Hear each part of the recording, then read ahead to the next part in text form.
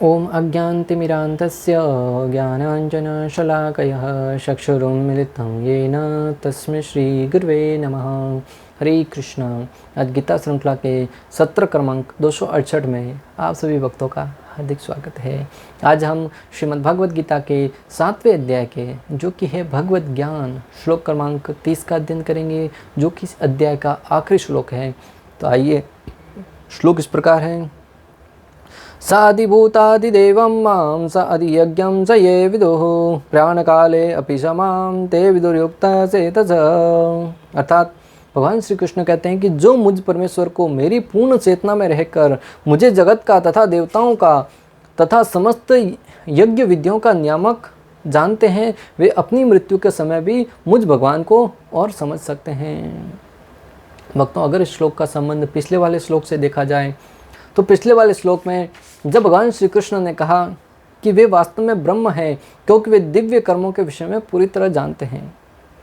जो जरा तथा मृत्यु से मुक्ति पाने के लिए यत्नशील है, वे बुद्धिमान व्यक्ति मेरी इस भक्ति का शरण ग्रहण करते हैं और वे दिव्य कर्मों की प्रकृति के बारे में जानते हैं। तो अर्जुन के मन में जिज्ञासा उत्पन्न हुई कि दिव्य कर्मों की प्रकृति के बारे में जानने से, अर्थात दिव्य कर्मों के विषय में जानकारी रखने से लाभ क्या होगा। तो भगवान श्री कृष्ण कह रहे हैं कि जो मुझ परमेश्वर की पूर्ण चेतना में रहकर मुझे जगत का तथा देवताओं का तथा समस्त यज्ञ विधियों का नियामक जानते हैं, वे मृत्यु के समय भी मुझ भगवान को जानकर और समझ सकते हैं। अर्थात दिव्य विषयों में ज्ञान रखने का लाभ क्या होगा कि मृत्यु के समय भी हम भगवान का स्मरण करेंगे। और उसका लाभ क्या होगा भक्तों? भगवद गीता प्रमाण अंतकाले समामेव स्मरण मुक्त्वा फलेवरम यह प्रियाति समद्भावम याति नास्ति यत्र संशयः। अगर कोई व्यक्ति मृत्यु के समय अंतकाल में श्री कृष्ण का भजन करता है, श्री कृष्ण का स्मरण करता है, श्री कृष्ण को याद करता है, उसकी मुक्ति है वह निश्चित है, वो भगवान के धाम में जाने का अधिकारी बनता है। और वो कैसे होगा? जो दिव्य कर्मों की प्रकृति के बारे में जानेगा, अर्थात शास्त्रों के गहन सिद्धांतों को समझेगा, उनके ऊपर अमल करेगा और अपने जीवन में उतारने का प्रयास करेगा।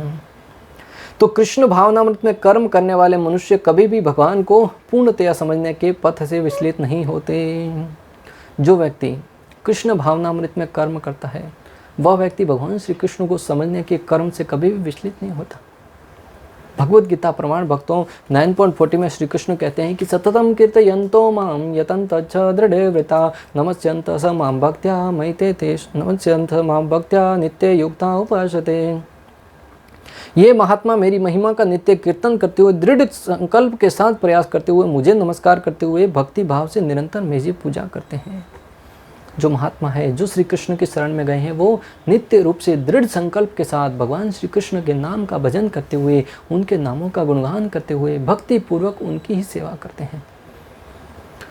भागवतम 7.6.25 में प्रहलाद महाराज अपने सहपाठियों को उपदेश देते हुए कहते हैं कि जिन भक्तों ने समस्त कारणों के कारण, समस्त वस्तुओं के आदि स्रोत पूर्ण पुरुषोत्तम भगवान को प्रसन्न कर लिया है, उनके लिए कुछ भी अलभ्य नहीं है। प्रहलाद महाराज अपने सखा मित्रों को उपदेश देते हुए कहते हैं कि जिसने पूर्ण पुरुषोत्तम, जो पूर्ण पुरुषोत्तम भगवान श्री कृष्ण है, उनको अपनी सेवा के द्वारा प्रसन्न कर दिया है, उसके लिए जीवन में कुछ भी प्राप्त करने में बाधा नहीं बन सकता। अलभ्य अर्थात कोई भी वस्तु ऐसा नहीं कि उसको नहीं प्राप्त हुई, ऐसा कुछ भी नहीं है। और स्वयं का ही दृष्टांत देख लीजिए प्रहलाद महाराज का भक्तों, उनके जीवन में उसके पिता उनके शत्रु बने बैठे थे। दूसरों की तो बात छोड़ो, जो वहाँ के शासक थे, राजा थे, वो उनके शत्रु बने बैठे थे। और शत्रु भी छोटे मोटे नहीं, उनकी जान के पीछे पड़े थे। अनेक प्रकार के षड्यंत्रों के द्वारा उनको मारने का भरसकर प्रयास किया, परंतु श्री कृष्ण का जिसके ऊपर हाथ हो, राखे कृष्ण मारे कृष्ण राखे के, झांको राखे साइया मार सके न कोई। श्री कृष्ण की उनके ऊपर कृपा थी, नरसिम्हा उनको बचाना चाह रहे थे। फिर इस दुनिया की कौन सी ताकत है जो उनके बाल भी बाका कर सके या उनको कुछ हानि भी पहुंचा सके। अरे हलाल विष उनको खाने में प्रदान किया गया, वो भी उन्होंने जब श्री कृष्ण को अर्पण करके उसको स्वीकार किया, वो भी अमृत बन गया। भक्तों, सबसे बड़ा भय सर्प से भरे कुएं में उनको रख गया, वहां पे सर्प है, वो भी भगवान श्री विष्णु के आसन थे, गद्दी थे, उनके समान उनको प्रतीत हो रहे थे। प्रहलाद महाराज ने हर जगह भगवान की शक्तियों के रूप में उनको देखा। जब उनको विष प्रदान किया तो बोले ये तो मेरे मामा हैं। कैसे? जब समुद्र मंथन हुआ उसमें से लक्ष्मी जी माता प्रकट हुई, अनेक पदार्थ प्रकट हुए और उसमें हलाहल विष भी प्रकट हुआ था। तो लक्ष्मी जी के साथ प्रकट हुए, तो वो लक्ष्मी जी के साथ प्रकट होने के कारण एक नाते उनके भाई हुए और लक्ष्मी जी उनकी माता है। लक्ष्मी जी तो संपूर्ण ब्रह्मांड की माता है, तो इस नाते वो उनके मामा हुए। जब सर्प से भरे कुएं में रख दिया गया तब कहा कि ये तो मेरे भगवान श्री विष्णु की 17 सैया हैं, उनको गादी है, उनके खाने का बिस्तर है, उनके ऊपर मुझे कैसा भय लगेगा। ऐसे अनेक प्रकार से जब कहा हाथियों के पाँव के नीचे दबाकर उनको मारने का प्रयास किया, तब कहा कि ये तो गजेंद्र भगवान का परम भक्त है और भक्त मेरा मित्र हुआ, इस नाते उनसे मुझे कैसा भय भक्तों। अग्नि में जलाकर भस्म करने का प्रयास किया, कहा कि अग्नि तो भगवान का मुख है, हम यज्ञ के माध्यम से जो भी अर्पित करते हैं भगवान अग्नि के माध्यम से स्वीकार करते हैं, यज्ञ के माध्यम से ही। बोले ये अग्नि है, भगवान का मुख है, और भगवान के मुख में भला कौन सा बालक है वो अपने आप को दुखी महसूस करेगा। एक बिल्ली है, अपने बच्चे को उठाती है, एक स्थान से दूसरे स्थान पर लेके जाती है, बच्चा पूर्ण रूप से सुरक्षित महसूस करता है। जब समुद्र में फेंक दिया गया तब कही ये तो मेरा ननिहाल है। माता लक्ष्मी वहीं से प्रकट हुई थी, बोले कि लक्ष्मी जी के पिता हुए मेरे नाना श्री, तो बोले ये तो मेरा ननिहाल है, वहां पे मुझे किस प्रकार का भय। ऐसे हर जगह से उनको प्रताड़ित करने का प्रयास किया, परंतु कहीं भी उन्होंने भगवान का स्मरण है उसको भूले नहीं, हर जगह भगवान की शक्ति के रूप में देखा और इसका परिणाम क्या हुआ, भगवान ने हर जगह उनकी रक्षा करी। यहाँ पर कह रहे हैं कि जो कोई भगवान श्री कृष्ण को प्रसन्न करता है उसके लिए जीवन में कुछ भी अलभ्य नहीं है। भगवान असीम आध्यात्मिक गुणों के आगार हैं, अतएव उन भक्तों के लिए जो प्रकृति के गुणों से परे हैं उन्हें धर्म, अर्थ, काम, मोक्ष के सिद्धांतों का पालन करने से क्या लाभ, क्योंकि ये तो प्रकृति के गुणों के प्रभाव के अंतर्गत स्वतः प्राप्य हैं। प्रहलाद महाराज कह रहे हैं कि धर्म, अर्थ, काम, मोक्ष उनके लिए प्रयास करने की आवश्यकता नहीं है, वो तो प्रकृति के गुणों के वशीभूत होकर स्वतः ही हमें प्राप्त हो जाएंगे। अगर कुछ प्राप्त करना है, जीवन में प्राप्त करने योग्य वस्तु है तो वो एकमात्र है गजेंद्र नंदन भगवान श्री कृष्ण की भक्ति, अहेतु की कृपा, अहेतु की सेवा, जो इस जगत में मात्र कुछ लोग ही प्राप्त कर पाते हैं। मनुष्याणां सहस्रेषु कच्चित् ततै सिद्धय यततामपि सिद्धानां कच्चित् मां वेत्ति तत्वतः। इस जगत में सहस्त्रों व्यक्तियों में से कुछ एक विरला व्यक्ति ही, और उस विरले व्यक्तियों में से कोई ही विरला व्यक्ति भगवान को तत्व से जानने का प्रयास करता है। तो सबसे बाकी सब तो इस भौतिक जगत में खाना पीना, आहार, निद्रा, भय में तुम प्रत्येक व्यक्ति कर रहा है। अरे मनुष्य तो छोड़ो, पशु भी कर रहे हैं, और वो तो हर एक व्यक्ति उसके भूख मिट रही है, पेट भर रहा है, जीवन जी रहा है, फिर वो कोई महत्वपूर्ण बात नहीं है। क्योंकि पशु भी अपना जीवन निर्वाह करता है, पक्षी भी जीवन निर्वाह करता है, कोई भी प्राणी अपना जीवन निर्वाह करता है। जो पढ़ा लिखा नहीं है वह भी उसका पालन करता है। तो फिर मनुष्य जन्म प्राप्त करके, अनेक डिग्रियां प्राप्त करके, अनेक प्रकार के उपलब्धियां प्राप्त करके फिर भी हम उसी में लगे हुए हैं जो एक साधारण जीव भी करता है। फिर हम में और उसमें अंतर क्या होगा? हमें मनुष्य जन्म प्राप्त करने का क्या फायदा होगा? अगर मनुष्य जन्म प्राप्त हुआ है वो हमें प्राप्त हुआ है भगवत भक्ति करने के लिए, हमें आत्म साक्षात्कार प्राप्त करने के लिए। प्रहलाद महाराज अपने सहपाठियों को संदेश देते हुए कहते हैं कि हम भक्तगण सदैव भगवान के शरण कमलों का यशोगान करते हैं, अतएव हमें धर्म, अर्थ, काम तथा मोक्ष की याचना नहीं करनी चाहिए। प्रहलाद महाराज कहते हैं कि हम भक्तगण हैं वो सदैव भगवान श्री विष्णु के शरण कमलों की वंदना करने के लिए ही प्रयत्नशील रहते हैं, इसलिए हमें धर्म, अर्थ, काम, मोक्ष की कामना नहीं करनी चाहिए। कृष्ण भावनामृत के दिव्य सानिध्य से मनुष्य यह समझ सकता है कि भगवान किस तरह भौतिक जगत तथा देवताओं तक के नियामक है। कृष्ण भावनामृत के द्वारा मनुष्य यह समझ सकता है कि भगवान श्री कृष्ण है वो किस प्रकार न मात्र इस भौतिक जगत के बल्कि देवताओं के, आध्यात्मिक जगत के हर एक के स्वामी हैं। और भक्तों, भगवद गीता 7.6 में भगवान श्री कृष्ण का इसका उल्लेख कर चुके हैं। एतद्योनिर्भूतानि सर्वाणि अति उपधारय अहम कृष्णस्य जगतः प्रभव प्रलयस्तथा। सारे प्राणियों का उद्गम इन दोनों शक्तियों में है। इस जगत में जो कुछ भी भौतिक तथा आध्यात्मिक है उसकी उत्पत्ति तथा प्रलय मुझे ही जानो। 7.6 में भगवान श्री कृष्ण कह चुके हैं कि भौतिक तथा आध्यात्मिक जगतों के जो उत्पत्ति है उसका कारण मैं स्वयं श्री कृष्ण हूँ। और 10.8 में भी भगवान श्री कृष्ण इसका उल्लेख कर चुके हैं। भक्तों, अहम सर्वस्य प्रभो मत्तः सर्वं प्रवर्तते इति मत्वा भजन्ते मां मुदा भाव समन्विता। मैं समस्त आध्यात्मिक तथा भौतिक जगतों का कारण हूँ, प्रत्येक वस्तु मुझी से उद्भूत है। जो बुद्धिमान या भलीभांति जानते हैं वे मेरी प्रेमा भक्ति में लगते हैं तथा हृदय से पूरी तरह मेरी पूजा में तत्पर रहते हैं। भगवद गीता षोडश भक्तों भागवतम में भी इसका उल्लेख आता है कि किस प्रकार भगवान श्री कृष्ण देवताओं तक के स्वामी है। भागवतम 1.2.34 में वर्णन आता है, भावयते सत्वेन लोकान वे लोक भावन लीलावतारानुरोतो देवति इंद्रादिषु। अर्थात जिस प्रकार सारे ब्रह्मांड के स्वामी देवताओं, मनुष्यों तथा निम्न पशुओं से अवतरित सारे ग्रहों का पालन पोषण करने वाले हैं, वे अवतरित होकर शुद्ध सत्व गुण में रहने वाले के उद्धार हेतु लीलाएं करते हैं। भगवान श्री कृष्ण है वो स्वर्गलोक के, मृत्युलोक के हर एक के स्वामी हैं और वो इस धरा पर अवतरित होकर भक्तों के आनंद के लिए, भक्तों के उद्धार के लिए यहाँ पर लीलाएं करते हैं। भागवतम 1.9.18 में भीष्मदेव भगवान श्री कृष्ण की स्तुति करते हुए कहते हैं कि ये श्री कृष्ण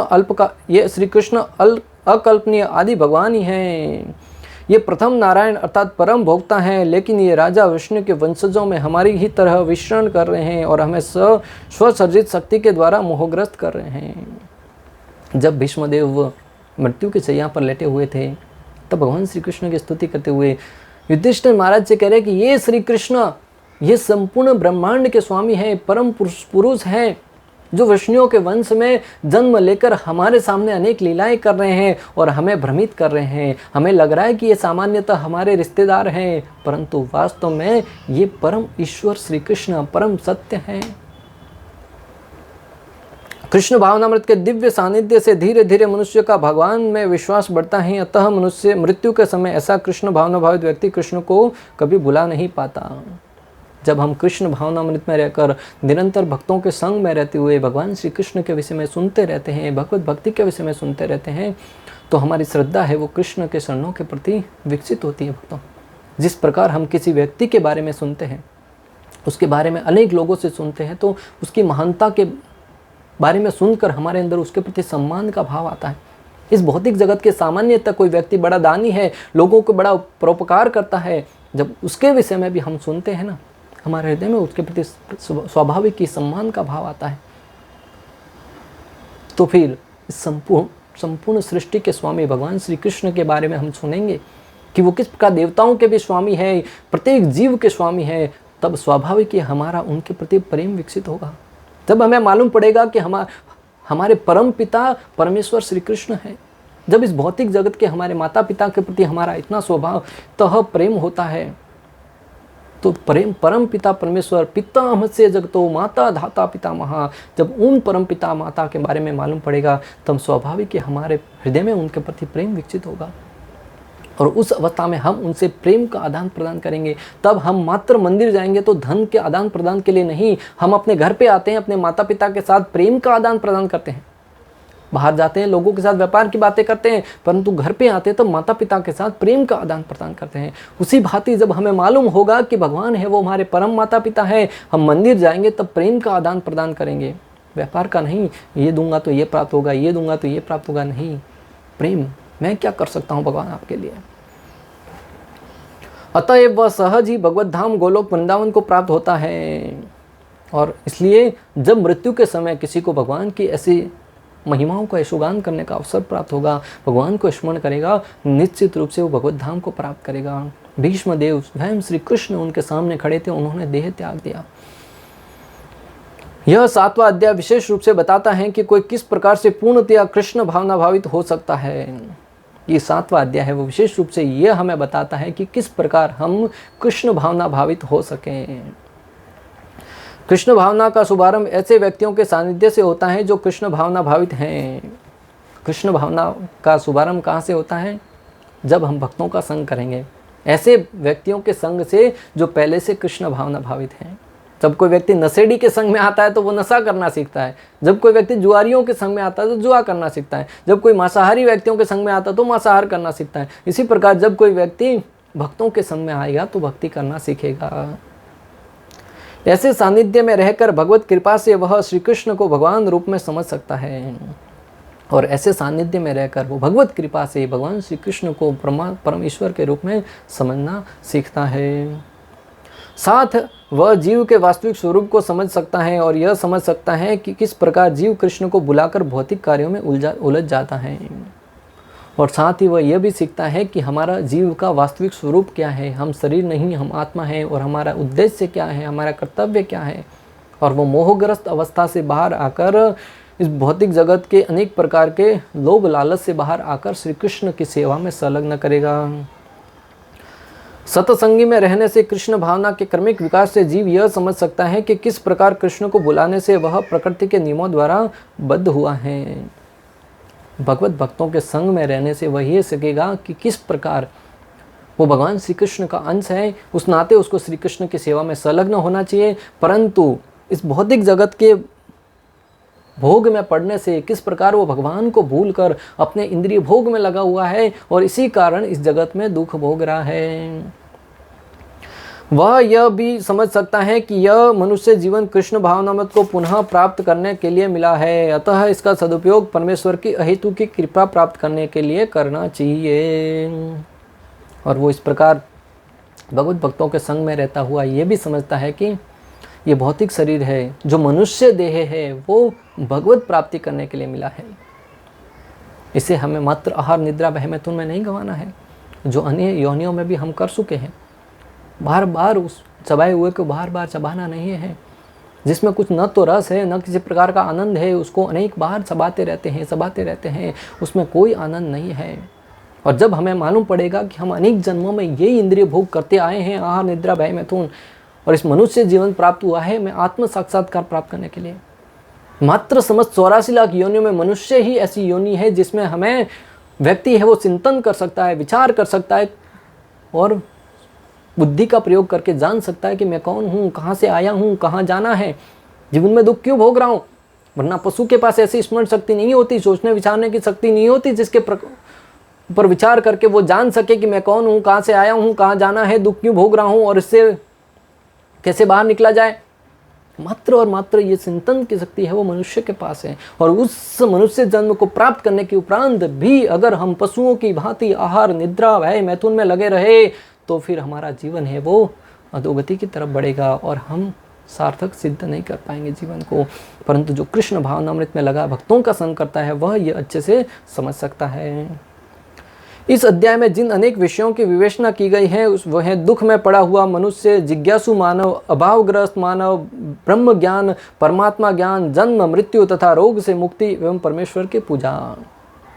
इस अध्याय में विशेष रूप से अनेक दुखों के बारे में, अनेक प्रकार के मोहग्रस्त व्यक्ति के बारे में, जो ब्रह्म ज्ञान है, परमात्मा ज्ञान है, जन्म मृत्यु तथा रोग से मुक्ति एवं परमेश्वर की पूजा, इन सब के बारे में वर्णन हुआ है, जिसमें हमने एक एक श्लोक के माध्यम से बहुत विस्तार से अध्ययन किया है। किंतु जो व्यक्ति वास्तव में कृष्ण भावनामृत को प्राप्त है वह विभिन्न विधियों की परवाह नहीं करता। किंतु जो वास्तव में कृष्ण भावनामृत में लगा हुआ है वो अनेक प्रकार की विधियों में विश्वास नहीं करता या अनेक प्रकार के कर्म कांड में पढ़ना ही नहीं चाहता। वह सीधे कृष्ण भावनामृत के कार्यों में प्रवृत्त होता है और उसी से भगवान श्री कृष्ण के नित्य दास के रूप में अपनी स्वाभाविक स्थिति को प्राप्त करता है। वो मात्र डायरेक्ट भगवान श्री कृष्ण के शरणों की शरणागति प्राप्त करता है, उनकी सेवा में संलग्न होता है और भगवान श्री कृष्ण को प्रसन्न करने का प्रयास करता है। पांडवों ने मात्र और मात्र श्री कृष्ण की शरणागति स्वीकार करी। प्रहलाद महाराज ने मात्र और मात्र भगवान श्री विष्णु की शरणागति स्वीकार करी। ध्रुव महाराज ने मात्र और मात्र भगवान श्री विष्णु की शरणागति स्वीकार करी। उनके सामने नारद मुनि ने अनेक प्रकार से प्रलोभन रखे, परंतु उन्होंने सबको नजरअंदाज करते हुए मात्र कहा कि अगर तुम मुझे श्री भगवान श्री विष्णु को प्राप्त करने का रास्ता बता सकते हो तो मेरे सामने खड़े रहो, वरना तुम भी अपना रास्ता नापो। जब हमारे अंदर ऐसी दृढ़ संकल्पता होगी, जब दृढ़ संकल्प होगा कि हाँ हमें किसी भी अवस्था में श्री कृष्ण की शरणों की सेवा प्राप्त करना है, उस अवस्था में इस दुनिया की कोई ताकत नहीं जो आपको भगवान श्री कृष्ण को प्राप्त करने से रोक सके। अनेक देवताओं ने ध्रुव महाराज को रोकने का प्रयास किया, अनेक प्रकार से प्रहलाद महाराज को रोकने का प्रयास किया, परंतु अंततः उनकी ही विजय हुई भक्तों। क्यों? क्योंकि उनकी दृढ़ श्रद्धा भगवान श्री कृष्ण में थी और श्री कृष्ण है वो संपूर्ण सृष्टि के मालिक हैं, संपूर्ण सृष्टि के एकमात्र अधिपति हैं। और जो उनके शरण में जाएगा वो निर्भय हो जाएगा, वो पूर्ण रूप से मुक्त हो जाएगा।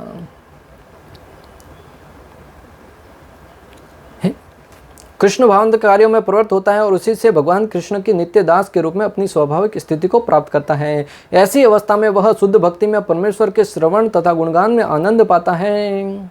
और ऐसी अवस्था में वो भगवान श्री कृष्ण की सेवा में, उनके नाम रूप गुण और लीलाओं के श्रवण कीर्तन में आनंद प्राप्त करता हुआ हमेशा पूर्ण रूप से आनंद में रहता है।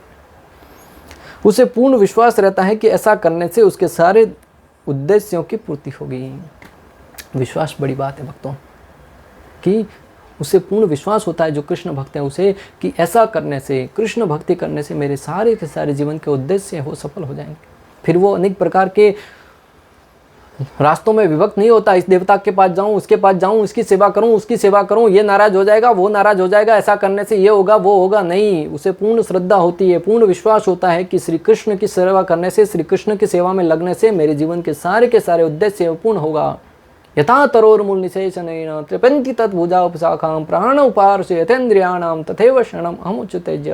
मात्र और मात्र श्री कृष्ण भजन नंदन गोविंद भगवान श्री कृष्ण की सेवा करने से इस जगत के प्रत्येक व्यक्ति को सुखी करता हुआ प्रतीत होगा। व्यक्ति का जन्म होता है अनेक प्रकार के ऋण लेकर पैदा होता है, ऋषि ऋण, माता पिता का ऋण, गुरु के प्रति ऋण, प्रकृति के प्रति ऋण। परंतु अगर वो व्यक्ति श्री कृष्ण की सेवा करता है तो सारे के सारे ऋणों से उऋण हो जाता है।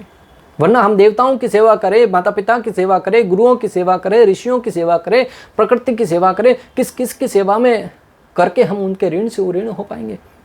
परंतु जो कोई व्यक्ति श्री कृष्ण की शरण में जाता है समस्त प्रकार के ऋणों से मुक्त हो जाता है। इसलिए हमें इस परम सत्य को जानकर हमें चाहिए कि हम भगवान श्री कृष्ण की सेवा में लगे और अपने जीवन को सार्थक सिद्ध करें। इस प्रकार श्रीमद् भगवद गीता के 7वें अध्याय के श्लोक क्रमांक 30 का भक्ति वेदांत तात्पर्य पूर्ण हुआ और साथ ही साथ 7वें अध्याय का भक्ति वेदांत तात्पर्य पूर्ण हुआ।